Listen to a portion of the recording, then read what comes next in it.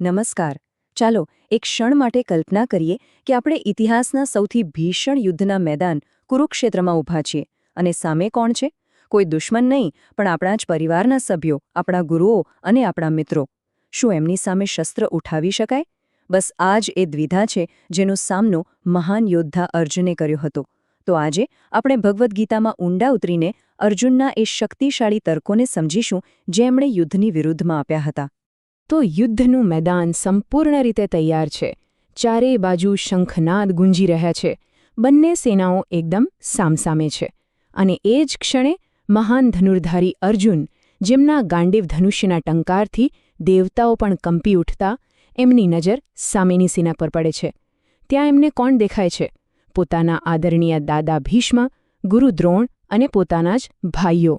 બસ આ દૃશ્ય જોતા જેમનું હૃદય કરુણાથી ભરાઈ જાય છે અને હાથમાંથી ગાંડીવ સરકી પડે છે અને એ સ્પષ્ટપણે યુદ્ધ લડવાની ના પાડી દે છે. પણ જુઓ, અર્જુન અહીં ફક્ત ભાવુક નથી થઈ રહ્યા. એ પોતાના સારથી અને મિત્ર ભગવાન શ્રીકૃષ્ણને એક પછી એક તર્કબદ્ધ દલીલોથી સમજાવે છે કે આ યુદ્ધ કેટલું મોટું વિનાશ નોતરશે. એમની દલીલની શરૂઆત થાય છે અધ્યાય 1ના શ્લોક 36થી, જે આપણે હવે જોઈશું. પાપે મેવાશ્રયેદસ્માન હત્વૈતાના તતાઈનઃ તસ્માન નરહા વયમ હંતુ ધાર્તરાષ્ટ્રાન સબાંધવાન સ્વજનમ હિ કથમ હત્વા સુખિનઃ સ્યામ માધવઃ. 36. તો આ શ્લોકનો મતલબ શું છે? અહીં સૌથી મહત્વની વાત એ છે કે અર્જુન એ વાત સારી રીતે જાણે છે કે કૌરવો આક્રમક અને અન્યાયી છે. છતાં પણ એ કહે છે કે એમને મારવાથી આપણને પાપ લાગશે, સુખ નહીં મળે. એમનો પ્રશ્ન એકદમ સીધો અને સચોટ છે. હે માધવ, પોતાના જ લોકોને મારીને કોઈ સાચું સુખ કેવી રીતે મેળવી શકે? અને વિચારો, આ પ્રશ્ન આજે પણ એટલો જ પ્રાસંગિક છે, ખરું ને? હવે આ શ્લોકમાં એક શબ્દ છે જે ખૂબ જ મહત્વનો છે, આત્તાઈ. આનો સીધો અર્થ થાય છે આક્રમણખોર. અને રસપ્રદ વાત એ છે કે આપણા વૈદિક શાસ્ત્રો તો સ્પષ્ટપણે કહે છે કે 6 પ્રકારના આત્તાઈઓને મારવામાં કોઈ જ પાપ નથી. ખરેખર તો એમને તાત્કાલિક દંડ આપવો જ જોઈએ. અને જો આપણે યાદ કરીએ તો કૌરવોએ આ 6માંથી લગભગ બધા જ ગુનાહ કર્યા હતા. પાંડવોને ઝેર આપવાનો પ્રયત્ન કર્યો, લાક્ષાગૃહમાં આગ લગાવી, એમનું રાજ્ય અને સંપત્તિ બધું જ છીનવી લીધું અને ભરી સભામાં દ્રૌપદીનું અપમાન કર્યું. એટલે શાસ્ત્રો પ્રમાણે એ લોકો તો આત્તાઈ હતા જ અને મૃત્યુદંડને પાત્ર પણ હતા. તો પછી મૂળ સવાલ તો એ જ રહે છે, જો કૌરવો આત્તાઈ હતા અને શાસ્ત્રો એમને મારવાની પરવાનગી પણ આપતા હતા, તો અર્જુન શા માટે અચકાય છે? કારણ કે એક તરફ શાસ્ત્રોનો આદેશ છે અને બીજી તરફ એમના પોતાના જ કુટુંબીજનો. આ કોઈ સામાન્ય દુશ્મનો નથી, આ તો એમના દાદા, ગુરુ અને ભાઈઓ છે. અહીં અર્જુનના ક્ષત્રિય ધર્મ અને એમની માનવીય કરુણા વચ્ચે એક મોટો સંઘર્ષ થાય છે.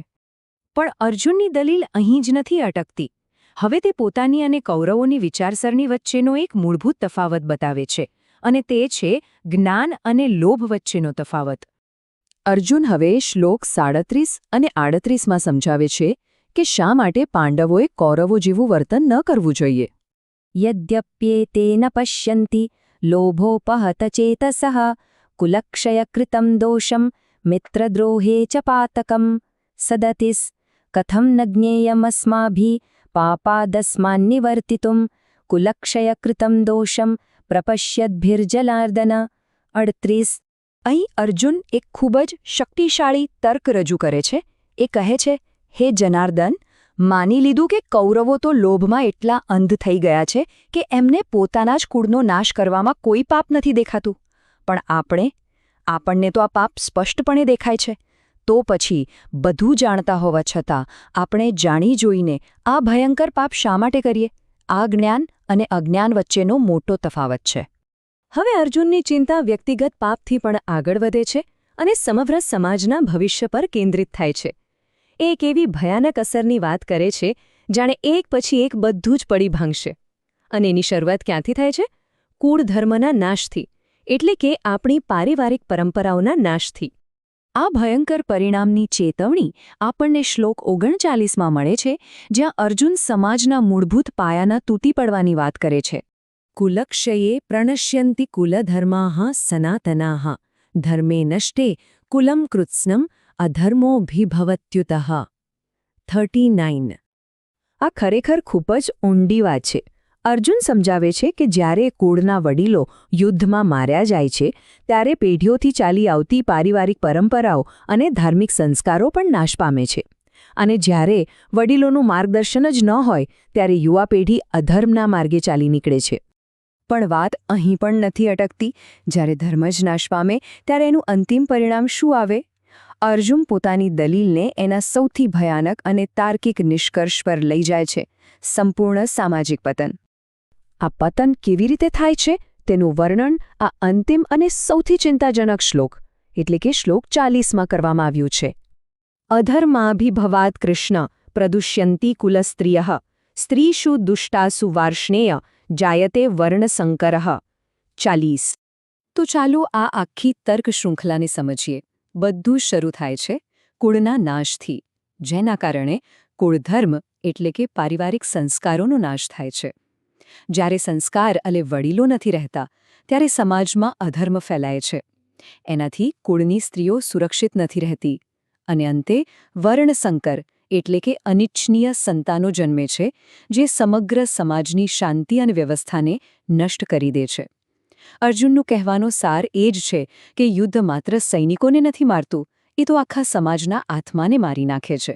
તો જોયું ને, અર્જુનનો યુદ્ધનો વિરોધ માત્ર ભાવનાત્મક નહોતો, પરંતુ એની પાછળ એક ઊંડો તર્ક અને ભવિષ્યની ચિંતા હતી. તેમની દલીલો આજે પણ આપણને વિચારવા પર મજબૂર કરે છે કે કોઈ પણ સંઘર્ષની સાચી કિંમત શું હોય છે. આ ગહન વિશ્લેષણ પર ધ્યાન આપવા બદલ આપનો ખૂબ ખૂબ આભાર. જ્ઞાનકોશ એક એવી બહુભાષી ચેનલ છે જ્યાં અમે અંગ્રેજી, હિન્દી, મરાઠી, તમિલ, ગુજરાતી અને બંગાળી જેવી ભાષાઓમાં આધ્યાત્મિક જ્ઞાન વહેંચીએ છીએ. અને હા, ટૂંક સમયમાં બીજી ઘણી મુખ્ય ભાષાઓ પણ આવી રહી છે. અમારું એકમાત્ર ધ્યેય સનાતન ધર્મના અમૂલ્ય ખજાનાને એકદમ સરળ, સ્પષ્ટ અને અર્થપૂર્ણ રીતે દરેક સુધી પહોંચાડવાનો છે. અમારી ચેનલ પર તમને શ્રીમદ્ ભાગવતમ, ભગવદ્ ગીતા, મહાભારત, લલિતા સહસ્રનામ, દૈવતીન કુરલ, મહારાષ્ટ્ર અને બંગાળના સંતોની ગાથાઓ અને આદિ શંકરાચાર્યના દિવ્ય અવતારની કથા જેવા વિષયો પર દૈનિક વિડીયો મળશે. અને આ બધું જ ઘણી બધી ભાષાઓમાં ઉપલબ્ધ છે. જો આપને અમારું આ કામ મૂલ્યવાન લાગતું હોય તો કૃપા કરીને જ્ઞાનકોશને સબસ્ક્રાઇબ કરશો, જેથી અમારા દૈનિક વિડીયોની સૂચના મળતી રહે. અને હા, આ દિવ્ય જ્ઞાનને લાઇક અને શેર કરીને પોતાના પરિવાર, મિત્રો અને સમુદાય સુધી પહોંચાડવાનું ભૂલશો નહીં. ચાલો, આપણે સૌ સાથે મળીને સનાતન ધર્મના પ્રકાશને હંમેશા ઉજ્જવળ રાખીએ.